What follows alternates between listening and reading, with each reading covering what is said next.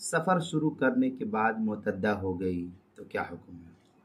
चुनांचे अगर दौरान सफ़र इद्दत की सूरत पेश आ जाए तो उसके लिए चंद एक तफसील फ़ुक़हा नकल करते हैं। मसलन एक अगर तलाक़ रजी की वजह से इद्दत हुई और शौहर उसके साथ है तो उस पर लाजिम है कि शौहर के साथ ही रहे, ख़ास शौहर वापस वतन लौट आए या हज के लिए जाए, जहाँ वो जाए वहीं जाएगी। और शौहर के लिए अफजल ये है कि वो इसी सूरत में रजात कर ले, जो हुआ उस मामले को ख़त्म कर ले। चुनांचे गुनियतुन नासिक के अंदर है फ़इन लज़िमतुहा फ़ी सफ़री फ़इन कानत तलाक़ रजइयन तबात ज़ौजुहा रजा और मज़ा। ये गुनियतुन नासिक की इबारत है सफ़ा 29 और सफ़ा 30 पर। ये तो एक सूरत हाल थी। दूसरे कि अगर तलाक़ बाइना या शौहर की वफ़ात की वजह से इद्दत औरत पर वाजिब हुई तो हिंदुस्तान वगैरह से रवाना होने वाली औरत के लिए अलग अलग सूरतों के लिए अलग अलग अहकाम नाफिज किए जाएंगे, जिनमें से चंद सूरतें इस तरीके से नकल की जाती है। मसलन अगर वतन से रवाना हो गई और एयरपोर्ट उसके वतन से मसाफत सफ़र से कम है, इसी दरमियान इद्दत की सूरत पेश आ गई। मसलन मेरठ के रहने वाली औरत जहाज़ पर सफ़र करने के लिए दिल्ली रवाना हुई,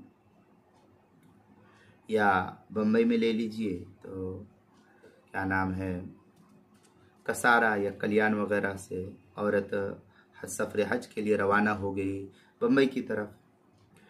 अब ये जो बम्बई की तरफ रवाना हुई और रास्ते में या बम्बई पहुंचकर उसके शौहर का इंतकाल हो गया या उसे शौहर ने तलाक़ बाइन दे दी हो, तो उस पर लाजिम है कि वो सफ़र हज को मुलतवी कर दे और इद्दत गुजारे और वापस हो जाए। चुनांचे गुनियतुन नासिक के अंदर है औ बाइनन फ़इन काना इला कुल्लि मिन बलदिहा मक्का अक़ल्ल मिन मुद्दत सफ़री तख़ीरु औ इला अहदुहा सफ़रन दूनल आखर तायिनु अन तसीरु इलल आखर। ये गुनियतुन नासिक की इबारत है सफ़ा 29 पर इसको नकल किया गया है। ये तो एक सूरत थी।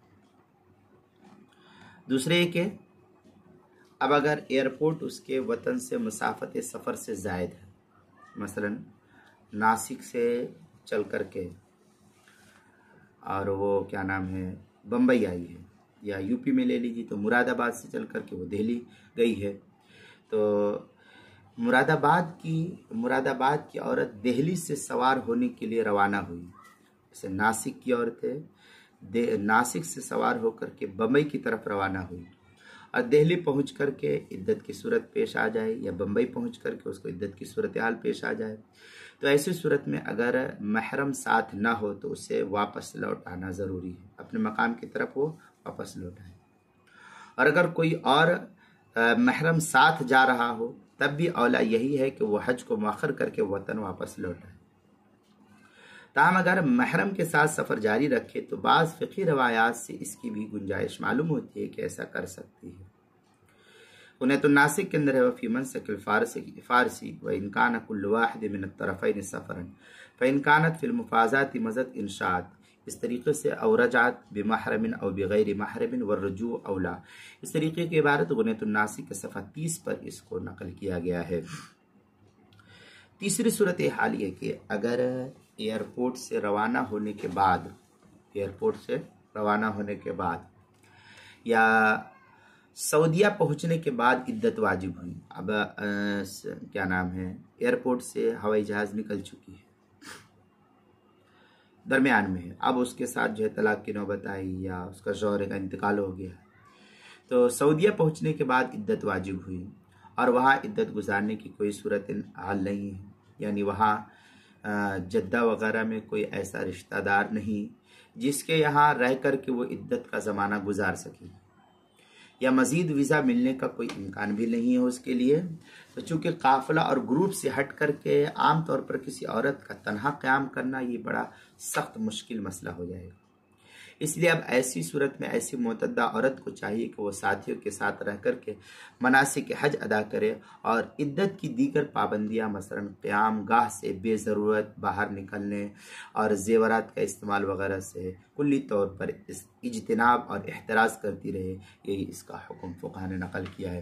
चुनांचे गुनियतुन नासिक के अंदर है औ कुल्लु मिनहुमा सफ़रन फ़इन कानत फ़ी मिस्र इस्तक़र्रत फ़ीही इला अन तनक़ज़िया इद्दतुहा वला तख़रुज। इस तरीके की इबारत जो गुनियतुन नासिक सफ़ा 29 और सफ़ा 30 दुर मुख्तार मा शामी जो ज़करिया बुक डिपो देवबंद का हिंदी नुस्खा है उसकी तीसरी जो सफ़ा 466, फतवा तातार खानिया जो ज़करिया बुक डिपो देवबंद का हिंदी नुस्खा है उसकी तीसरी जिल्द सफ़ा 475 476, बदायुस सनाया जो ज़करिया बुक डिपो देवबंद का हिंदी नुस्खा उसकी दूसरी जिल्द सफ़ा 301, फ़तहुल क़दीर दूसरी जिल्द सफ़ा 426 पर इसको नकल किया। इसी तरीके से इस मसले की तफसील जो है किताबुल मसाइल की क्या नाम है तीसरी जिल्द सफ़ा 94 और सफ़ा 95 पर इसको नकल किया है। उन्वान है सफ़र शुरू करने के बाद मुतद्दा हो गई, इसके तहत जो इस मसले की तफसील नकल की गई है।